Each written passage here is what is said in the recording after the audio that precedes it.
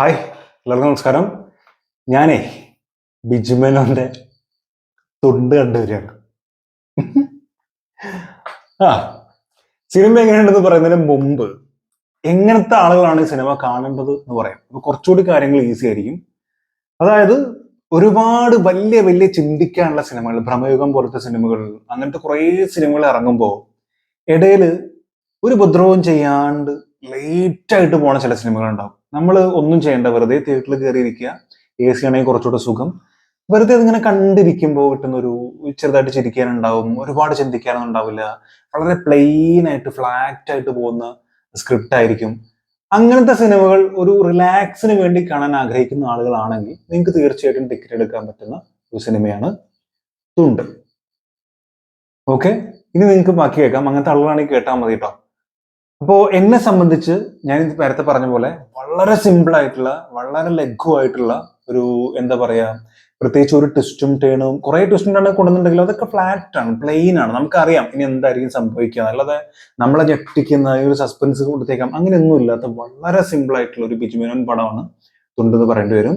ഇതിന്റെ പ്രത്യേകതകൾ, അല്ലെങ്കിൽ എനിക്ക് ഏറ്റവും ഇഷ്ടപ്പെട്ട ചില സംഭവങ്ങൾ എന്ന് വെച്ചാൽ, ഒന്ന്, തുടക്കത്തിൽ തന്നെ സിനിമ പറഞ്ഞു വരുമ്പോഴത്തേനുള്ള ഒരു 10-15 മിനിറ്റില് തുണ്ട് വെച്ച് എഴുതുന്ന ഒരു സംഭവമുണ്ട്. നമ്മളൊക്കെ ചെയ്തിട്ടുണ്ടാവും, അല്ലെങ്കിൽ നമ്മളൊക്കെ അത് എക്സ്പീരിയൻസ് ചെയ്തിട്ടുണ്ടാവും. അത്തരത്തിൽ തുണ്ട് വെച്ച് എഴുതുന്നത്, കോപ്പി എഴുതുക, ആ ഒരു പരിപാടി കാണിക്കുന്നത്, അത് ഹൈടെക് എന്ന് പറഞ്ഞാൽ ഇന്റർനാഷണൽ ലെവൽ തുണ്ടപ്പാണ് കാണിക്കുന്നത്.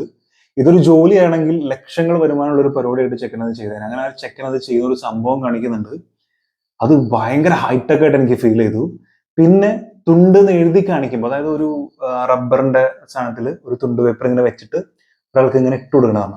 അതൊരു സ്ലോ മോഷൻ, അതിങ്ങനെ പോകുമ്പോൾ ബാക്ക്ഗ്രൗണ്ടിൽ ഇവൻ ഇങ്ങനെ തിരിയണതൊക്കെ കാണിക്കും. പക്ഷെ ഈ തുണ്ട് സ്ലോ മോഷനിൽ ഇങ്ങനെ വന്നിട്ട് അതിങ്ങനെ വിടരുമ്പോൾ അതിൽ തുണ്ട് എന്ന് എഴുതി കാണിക്കും. എനിക്ക് ഭയങ്കര ഇഷ്ടമായി സംഭവം. അതുപോലെ തന്നെ ആ ടൈമിലുള്ള BGM ഔട്ട്സ്റ്റാൻഡിങ് തന്നെ പറയണം. കിടിലൻ BGM ആയിരുന്നു, എനിക്ക് ഭയങ്കരമായിട്ട് ഇഷ്ടമായി. പിന്നീട് അങ്ങോട്ട് ഒരു 10-40 മിനിറ്റ് വളരെ രസമായിട്ട് തന്നെ പടം പോയി. പക്ഷെ അതിനപ്പുറത്തേക്ക് പുതിയൊരു ഒരു പ്രോഗ്രഷനോ ഒന്നും ഇല്ലാത്തൊരു സ്ക്രിപ്റ്റ് ആയിട്ട് തോന്നി. അതായത് പ്രത്യേകിച്ച് വേറൊരു പ്രോഗ്രഷനും കാര്യങ്ങളൊന്നും ഇല്ല. ആ ഒരു 40 മിനിറ്റ് തന്ന ഫീലിന് അപ്പുറത്തേക്ക് ഒരു ഫീൽ അവർക്ക് തരാൻ പറ്റിയിട്ടില്ല എന്ന് മാത്രമല്ല, ആ 40 മിനിറ്റിന്റെ ഫീൽ കൊണ്ടുവരാനും അത്ര അധികം അവർക്ക് സാധിച്ചിട്ടില്ല എന്ന് പറയേണ്ടി വരും.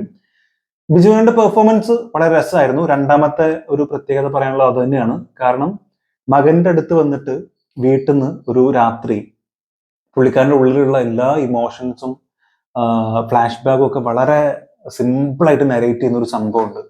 അവിടെ പുള്ളിക്കാരൻ ഇമോഷൻ ഉണ്ട്, പുള്ളിക്കാരൻ എന്താ പറയാ, കണ്ണ് നിറയുന്നുണ്ട്.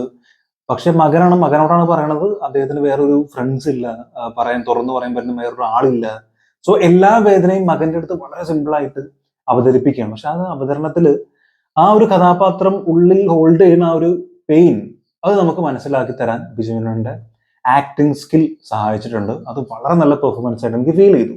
ഈ രണ്ട് കാര്യമാണ് സിനിമയിൽ ഏറ്റവും നല്ലതായിട്ട് തോന്നുന്നത്. ബാക്കിയൊക്കെ വളരെ സിമ്പിൾ ആയിട്ടുള്ള സാധനം തന്നെയാണ്. 3 കഥാപാത്രങ്ങൾ പ്രധാനമായിട്ട്, ഈ 3 കഥാപാത്രങ്ങൾ തമ്മിലൊരു ഈഗോ, അതും വളരെ ചെറിയ പ്രശ്നങ്ങൾ തന്നെ പറയാം. അത് തെറ്റിദ്ധാരണയുടെ പേരിലൊക്കെയുള്ള ഒരു ഈഗോ, മാൻലി ആയിട്ടുള്ള ഒരു സംഭവമാണല്ലോ. സോ ആ ഈഗോ കാരണം ഒരാൾ മറ്റൊരാൾക്ക് പാര വെക്കുന്നു. ഇതാണ് കംപ്ലീറ്റ്ലി സിനിമയിൽ നടക്കുന്നത്. പിന്നെ പേര് കാണിക്കുന്ന പോലെ തന്നെ തുണ്ടുവെപ്പ് തന്നെയാണ് സിനിമ. തുടക്കം മുതൽ അവസാനം വരെ അതിനെക്കുറിച്ച് തന്നെയാണ് പടം പോകുന്നത്. വളരെ രസമായിട്ട് തന്നെ ചെയ്തിട്ടുണ്ട്. എടുത്തു പറയേണ്ട കഥാപാത്രങ്ങൾ എന്ന് പറയാൻ മാത്രം അങ്ങനെ വലിയ സംഭവമായിട്ടൊന്നും ഒരുപാട് ആൾക്കാരൊന്നും ഇല്ല. ചെയ്തിട്ടുള്ള ആളുകളൊക്കെ അത്യാവശ്യം, ഇപ്പൊ ഷെയ്ൻ ടോം ചാക്കോ, അതേപോലെ ബിജു മേനോൻ, പിന്നെ ബിജുവിന്റെ മകനായിട്ട് ചെയ്തിരിക്കുന്ന ആ പയ്യൻ, പേരറിയില്ല. വൈഫായിട്ട് ചെയ്തിരിക്കുന്ന പുള്ളിക്കാരി കുറെ ഇതിലുണ്ട്, പേരറിയാത്തതുകൊണ്ടാണ്. പക്ഷെ ഒരുപാട് എടുത്തു പറയേണ്ട ക്യാരക്ടറൊന്നും അല്ല, ചെറിയ സംഭവമായിരുന്നു, പ്രത്യേകിച്ചൊന്നും ചെയ്യാനൊന്നും ഇല്ലായിരുന്നു. പക്ഷെ രസമായിട്ട് തന്നെ ഉള്ള ഭാഗങ്ങളൊക്കെ, എന്താ പറയാ, മൊത്തത്തിൽ ഈ സിനിമ ഒരു നിരുപദ്രവകാരിയാണ്. ഒരു ഒരു ഉപദ്രവം ചെയ്ത ഒരു സൈഡിലൂടെ പോണ സാധനമാണ്. അത്തരത്തിൽ വലിയ പ്രോഗ്രസ് ഒന്നും ഇല്ലാതെ എന്നാൽ ഉള്ള കാര്യങ്ങൾ അങ്ങനെ ചെയ്തു പോയിട്ടുള്ള ഒരു സംഭവം, അങ്ങനെ എനിക്ക് ഫീൽ ചെയ്തത്. പക്ഷെ ഞാൻ നന്നായിട്ട് എൻജോയ് ചെയ്തു. ഞാൻ ഈ പറഞ്ഞ പോലെ ഒരുപാട് വലിയ വലിയ ചിന്തിക്കാനുള്ള സിനിമകൾക്കൊക്കെ ഇടയിൽ ഇത്തരത്തിലുള്ള സിനിമകളൊക്കെ ചില സമയത്ത് നമുക്കിങ്ങനെ റിലാക്സ് ചെയ്ത് കണ്ടിരിക്കുന്നത് ഒരു പ്രത്യേക സുഖമുള്ള പരിപാടിയാണ്. ഒരു നല്ല ചൂട് ചായയോ കോഫിയോ അതിന്റെ കൂടെ കടിക്കാനോ മുറിക്കാനൊക്കെ എന്തെങ്കിലും നല്ലൊരു പപ്സൊക്കെ മേടിച്ചിട്ട് ഇരുന്ന് കഴിഞ്ഞാൽ നമുക്ക് എൻജോയ് ചെയ്ത് കാണാൻ പറ്റും. സോ അത്തരത്തിലൊരു സിനിമയായിട്ടാണ് തോന്നിയത്. പിന്നെ നമ്മുടെ ബിജുവിന്റെ കൂടെയുള്ള കൊളീഗ്സ് ആയിട്ട് വർക്ക് ചെയ്യുന്ന കുറച്ച് ആളുകൾ, സ്റ്റേഷനും അതിന്റെ കുറച്ച് പരിപാടികളൊക്കെ അവരും നന്നായിട്ട് ചെയ്തിട്ടുണ്ട്. പക്ഷെ പോലീസ് സ്റ്റേഷൻ അല്ലെങ്കിൽ പോലീസ് കഥ എന്നൊക്കെ പറയുമ്പോൾ ഈ പോലീസുകാർക്കിടയിൽ പറ്റുന്ന ചില അബദ്ധങ്ങളുണ്ട്. ആ കയ്യബദ്ധങ്ങൾ അല്ലെങ്കിൽ ചില പൊട്ടത്തരങ്ങൾ അതൊക്കെ വ്യക്തമായിട്ട് എടുത്തു കാണിച്ചിട്ടുണ്ട്. അതൊക്കെ വളരെ നന്നായി. ചില പൊളിറ്റിക്സ് അതും നന്നായിട്ട് വന്നു. പിന്നെ ഒരാൾക്കൊരു മിസ്റ്റേക്ക് വരുന്ന സമയത്ത് ഇവരുടെ തലപ്പത്തിരിക്കുന്ന ആളുകളുടെ ഒരു എന്താ പറയാ റിയാക്ഷൻ, അവരുടെ ഒരു റെസ്പോണ്ട് എങ്ങനെയാണെന്നുള്ള സംഭവങ്ങളൊക്കെ വളരെ നന്നായിട്ട് കാണിച്ചിട്ടുണ്ട്. അത് ഈ കോട്ടയം നസീറിന്റെ കഥാപാത്രം അത്യാവശ്യം നല്ല ക്യാരക്ടറായിട്ട് തന്നെ ഫീൽ ചെയ്തു. ഇതൊക്കെ തന്നെയാണ് സിനിമയെ കുറിച്ച് പറയാനുള്ളത്. മൊത്തത്തിൽ ഒരു വളരെ സിമ്പിൾ ആയിട്ടുള്ള വളരെ ഫ്ലാറ്റ് ആയിട്ടുള്ള ഒരേ ലെവലിൽ പോകുന്ന ഒരു സിനിമ. എനിക്ക് അങ്ങനെയാണ് ഫീൽ ചെയ്തത്. പിന്നെ എവിടേക്കോ ചില സ്ഥലങ്ങളിൽ സ്ക്രിപ്റ്റിങ്ങിന്റെ ഒരു പോരായ്മ ഉണ്ടായിരുന്നു തോന്നി. ഒന്നും കൂടിയൊക്കെ കണക്ട് ചെയ്ത് കൊണ്ടുപോകായിരുന്നു. ചില സീനുകളൊക്കെ കട്ട് ചെയ്ത് വന്ന സ്ഥലങ്ങളിലൊക്കെ ഒരു കണക്ഷൻ പ്രോബ്ലം ഒക്കെ ചെറുതായിട്ട് ഫീൽ ചെയ്തിട്ടുണ്ട്. എന്നാലും നിങ്ങൾക്ക് ഞാൻ ഈ നേരത്തെ പറഞ്ഞ പോലെ, തുടക്കത്തിൽ ഞാൻ പറഞ്ഞ പോലത്തെ ആളുകളാണ് നിങ്ങളെന്നുണ്ടെങ്കിൽ ധൈര്യമായിട്ട് ടിക്കറ്റ് എടുത്ത് കാണാൻ പറ്റുന്ന ഒരു സിനിമയാണ്. പിന്നെ ബിജു മേനോൻ സിനിമ ആയതുകൊണ്ട് തന്നെ ആ ഒരു ഫീൽ ഗുഡ് സംഭവങ്ങളൊക്കെ കുറെ സ്ഥലങ്ങൾ കൊണ്ടുവന്നിട്ടുണ്ട്. പിന്നെ ചില ചെറിയ ചെറിയ തമാശകളൊക്കെ ഉണ്ട്. ആ തമാശകളൊക്കെ വർക്കൗട്ട് ആയിട്ടുണ്ട്. വർക്കൗട്ട് ചീറ്റിപ്പോയ തമാശകളൊന്നും എനിക്ക് ഫീൽ ചെയ്തില്ല. അപ്പോൾ എന്നെ സംബന്ധിച്ച് ഒരു 6 ഔട്ട് ഓഫ് 10 കൊടുക്കാവുന്ന ഒരു സിനിമയായിട്ടാണ് തോന്നിയിട്ടുള്ളത്.